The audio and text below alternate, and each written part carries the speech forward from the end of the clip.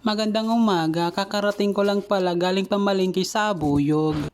Umalis ako dito sa MacArthur ng 6:30 at nakauwi nga ako ng 8:30.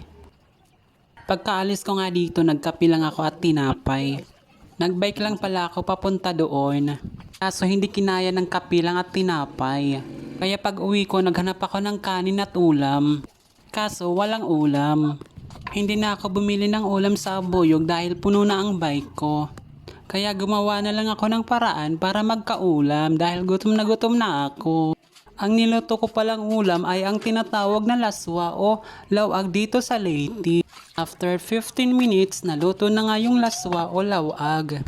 Nagsandok na nga ako ng kanin dahil kakain na kami ni tatay.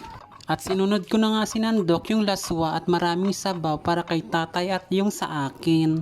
Maliit lang naman ko kay tatay kasi maliit lang naman siya.